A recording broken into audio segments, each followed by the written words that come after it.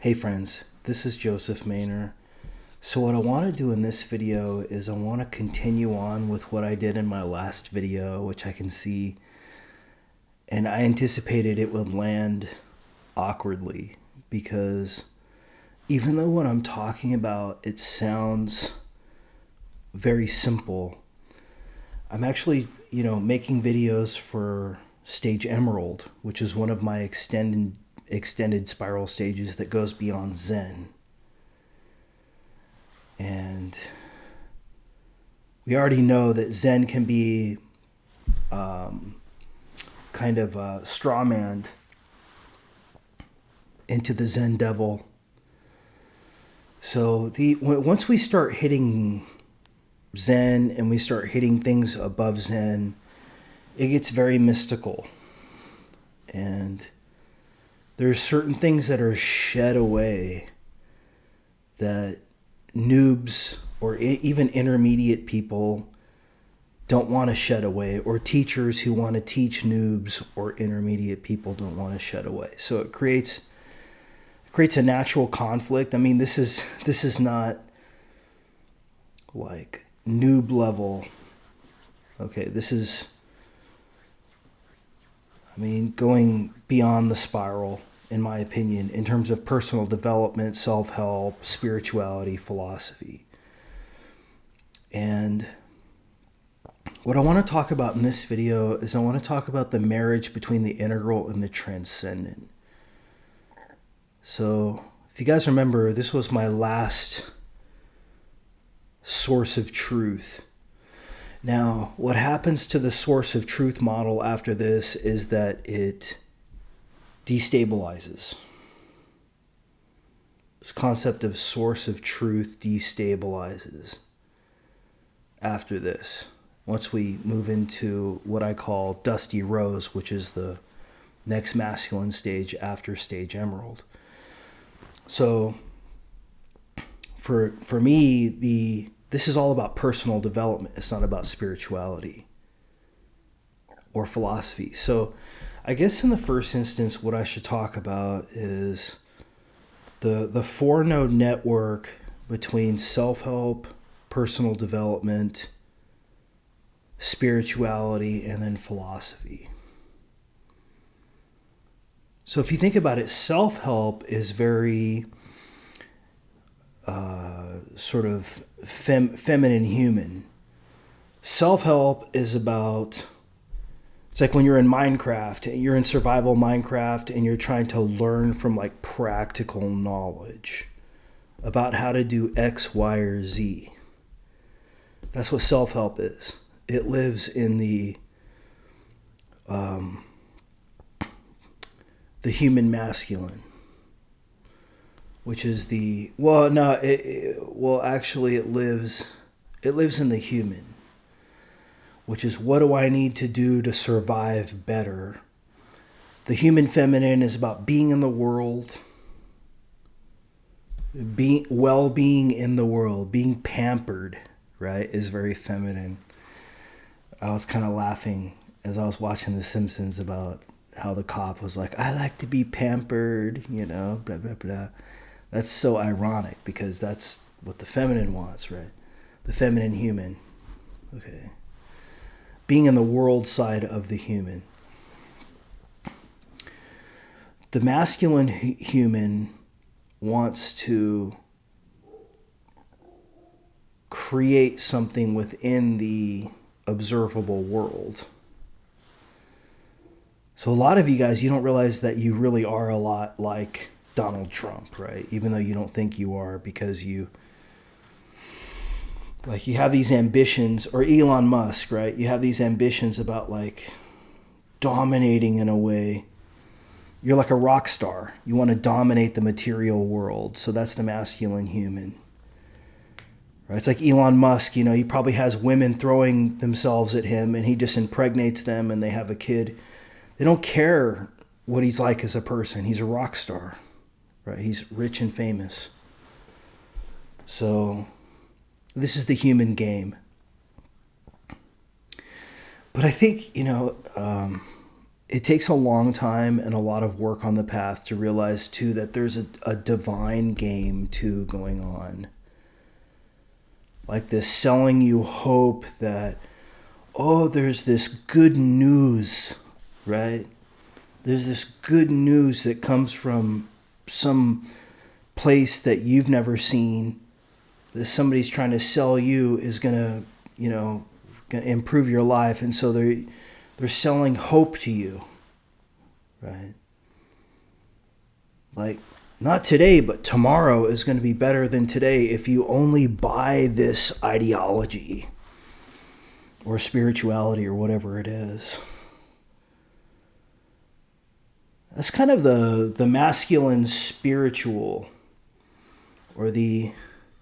So if we make a distinction between the human and the divine, that's the masculine divine. The masculine divine is that I can help you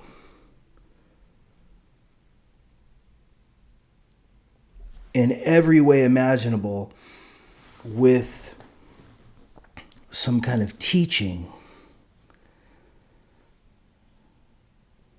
And this is going to give you, you're going to ascend beyond the human if you do this. All these other people. So you get into this kind of like high versus low mentality, like going up is better than going down. The big is better than the small. I mean, it sounds a lot like Donald Trump, but like attached to the spiritual, attached to the divine instead of the human. Donald Trump is not concerned with spirituality. It's purely human masculine. See, Elon Musk, not concerned with spirituality. It's entirely human masculine. So I think it is useful to be able to see how, focus on the human is focus on body. It's focusing on showing up in the world. Focusing on the masculine is focused on mind. It's focused on the good news, right? Even if it's feminine, it could be like surrendering is the best option. That's feminine, divine feminine. The feminine side of the divine. So you're going through your day, right? It's hard to actually tell these stories in a way that's like brings everybody together. But you're going through your day and all this shit happens to you and you realize, like Spinoza, that I had no control over any of this. Everything that's happened because of God's will and the necessities of my relations. And so therefore I should just accept things that happen that the masculine side of me doesn't like. Well, that's the feminine. Think of like a woman who's in like a bad relationship for a long time, right? Just kind of like being the loyal secretary for the guy. And the guy's a total asshole, but he's charming in a way that sustains that addiction that she has to him, where she looks to him to be she looks for him for purpose and for conquering.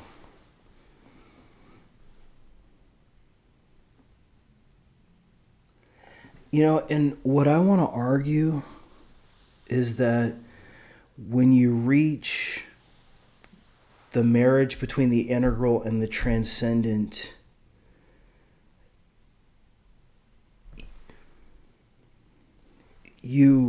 I want to give you guys some factors here. So the first factor is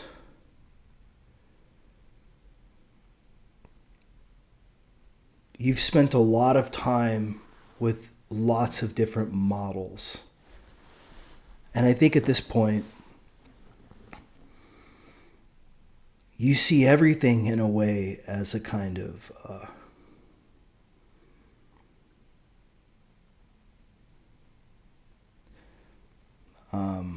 you do see things in a particular hierarchy. you're able to accept everything that's happened as being okay to be here. That's the acceptance. You're also able to transcend everything that's here too. And say, what I am sits up over or underneath what has already happened too. That's here too. That's the divine masculine or the masculine. The feminine is about acceptance to connection.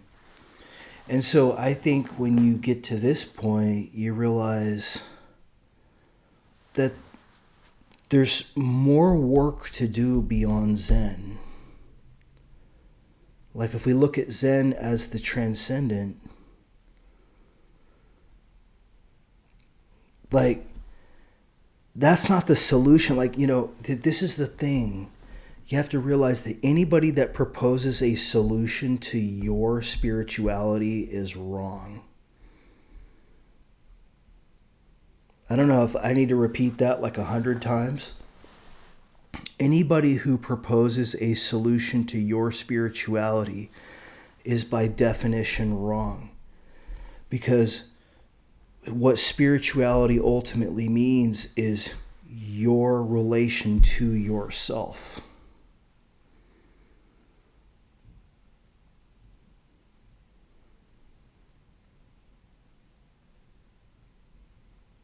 And, whatever treadmill that you decide to create for yourself, that's fine. That's you. That's you doing your thing. Just like, all my videos on my channel are me doing that. But the moment that I say what's good for me is good for you,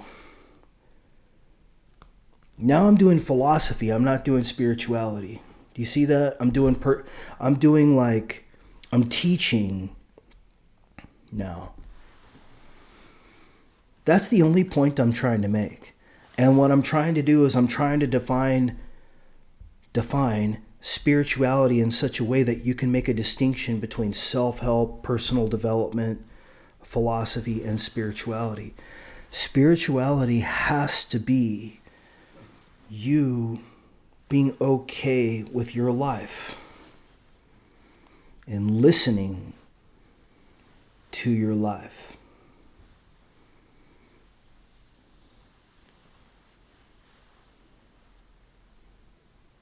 It's like taking all the bullshit out of the picture, right? It's like just focus on your life and your path. Be very honest about it too. Like this idea that we have these, and I've been really paying a lot of attention to Leo's forum lately, which I always do, which I find to be great actually, in terms of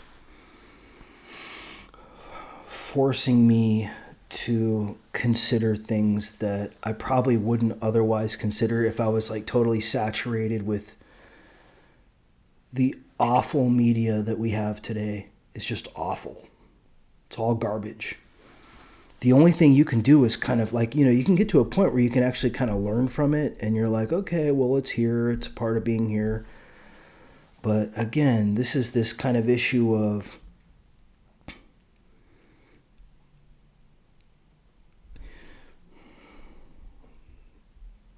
acceptance versus control. So, and this is what basically development work is about, is the wobble between acceptance and control. So for example, that's not spirituality. See, I think we need to create like boundaries between spirituality, philosophy, personal development, and self-help. They're very different from each other. Self-help is about giving like tips and tricks and techniques to be able to do something. And maybe somebody does that, maybe they don't. Probably they don't, because they don't have any enthusiasm for it or any purpose for it.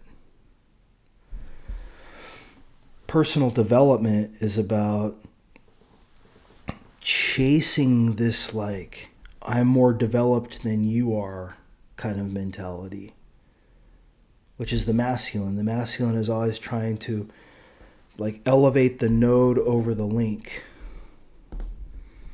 And it's something that's here, right? So we have the integral, the marriage between the integral and the transcendent, because the transcendent doesn't solve the problem. There's always a part of you that wants to grow, right? And change for the better, no matter what. Even on your deathbed, you're like, if I could only live another day, if I could only live another 8 hours, I'd be good, man. Because maybe there's some hope, right, that I will be healed from this, and that, you know, the masculine is always trying to preserve being. The feminine is always trying to surrender a link. See?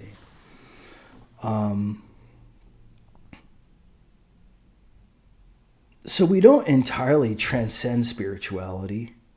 We don't entirely transcend self-help, personal development, or philosophy. And if you guys watched my last video, I made a definition between spirituality and philosophy, but I didn't talk about the difference between personal development and spirituality, or between self-help and personal development, or personal development and life purpose.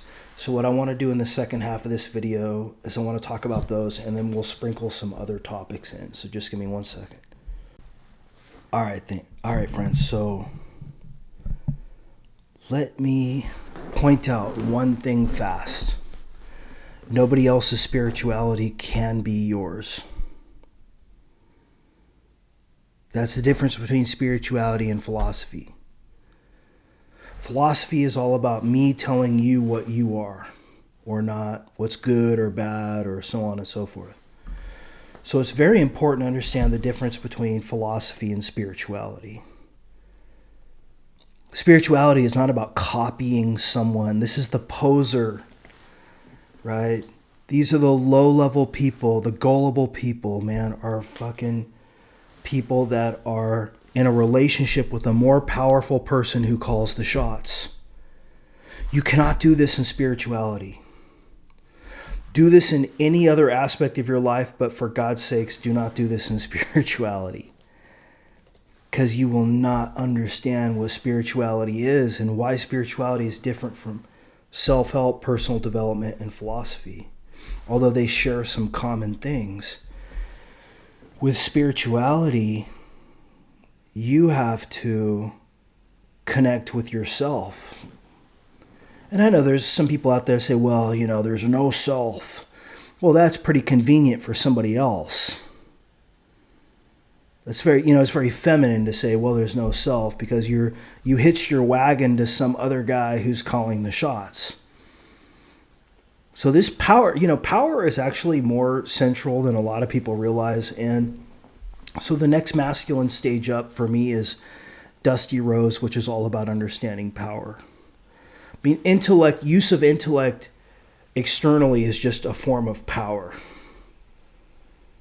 right? So you're playing a role for somebody else. You're trying to control somebody else. You're trying to be a teacher. You know, you got to be very sensitive with how you do this in spirituality, because the fundamental premise of spirituality is acceptance. Finding out who you are as a perspective.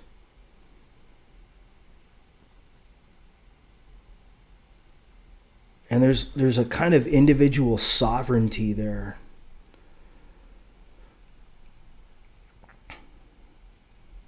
And,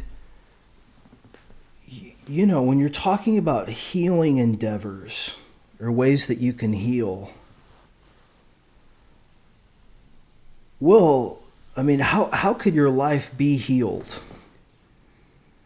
How could truth be healed? Truth is what has happened. How could truth be healed? How could what has happened be any different than what has happened? How do you know what the cause of what has happened is entirely? See, to me, that's a very precarious intellectual assumption. And I look at it like everything that's from a spiritual perspective,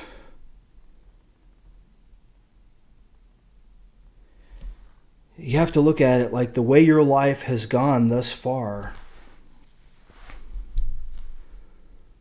is perfect.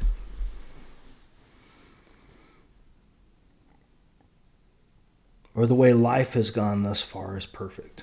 Start there. Okay, so that's transcendence.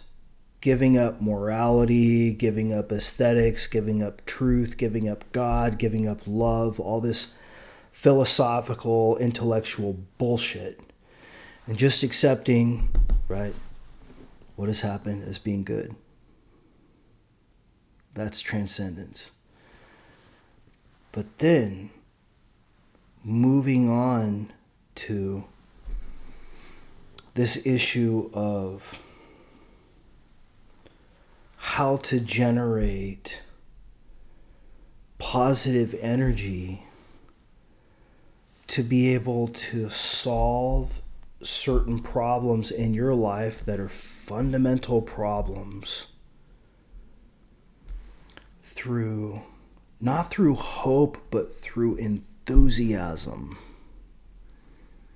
Hope is so pale. It's like you got somebody telling you, believe me, you read something, you got something, I hope that tomorrow I will do something I'm not doing today. It's very passive, very procrastinative. Is that a word? Procrastinative. Hope. Be careful of hope. And that was my last video. And I noticed that, I guess people don't want to be told that hope is... People don't want to have hope deconstructed. And that's why my last video got a third of the views that my videos normally get. But again, I'm talking about a very high level here. When Magnus talks about being good at chess, he's not talking about discipline. See, there is something to be said for connecting with your life as being good and trying to find a way to have not just hope, but enthusiasm for making those changes that would be good for you and good for others. And also realize too that maybe you don't have the final say. And so you still have to kind of accept everything that's happening as good too, paradoxically. So this is why we have the marriage between the integral and the transcendent, or the transcendent and the integral. The transcendent is masculine, right? I don't need any of this shit. I don't need the human. I don't need the lower. I don't need the small. I don't need the finite. The integral, though, in a way, is the feminine. There's a way that you can achieve more peace, more joy, more happiness than just sitting there watching your life, although you're judging yourself too, which is a problem, which Zen deals with, right, at Stage Mauve. At Stage Emerald, though, I think you're just much more open to the fact that let it all be here. So, we're always trying to judge something, aren't we? Right? When we talk about healing, we're judging. Healing who? Healing what? When we talk about truth, we're judging too. There's nothing that needs to be said. When we talk about addiction, we're talking about judging too. How do we know that addiction is bad? I mean, what is addiction? Addiction runs so deep. Like, addiction could be like anything that you're doing in your life, you can say is an addiction.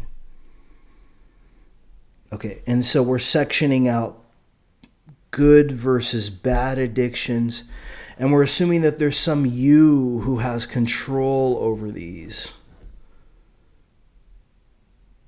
And we're assuming that we have an answer to give to you to help you with your addictions, but we don't even understand what addiction is ourselves. Sometimes addiction is just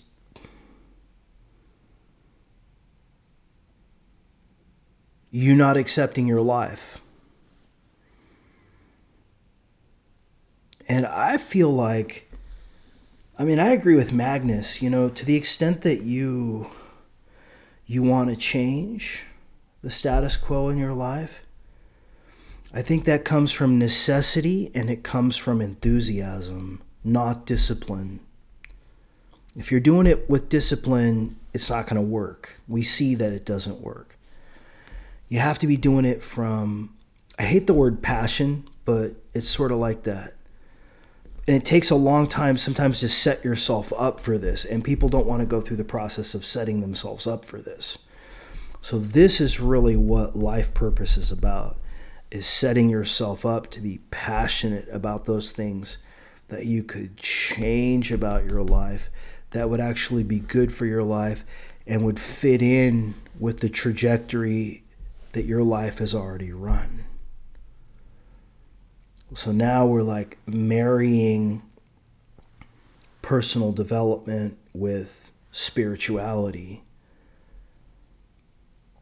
We're dabbling a little bit with philosophy, but recognize that one of the problems with philosophy is that it moves into this like it's good for everyone thing. Well, spirituality, you only have one spirituality. People are so very different. People are so very different. And so ultimately, spirituality is about you examining, getting to know yourself and your link to others.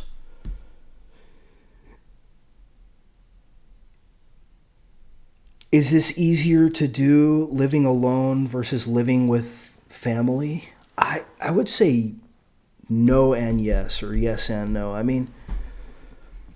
I've been to India. Like, I know what it's like to be around all kinds of like different people. It reminds me of being in Berkeley here in the Bay Area. Like the rough edges around distinctions break down when you have such a crazy diversity.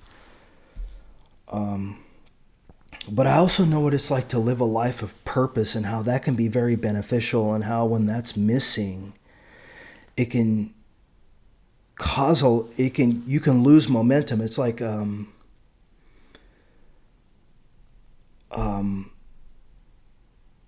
if you have a family, you're going to be much more inclined to want to work really hard because you're working for your wife, you're working for your kid.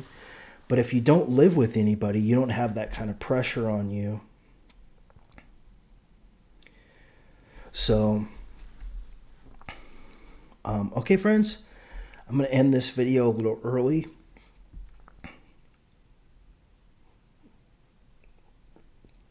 I'll talk to you soon. Take care.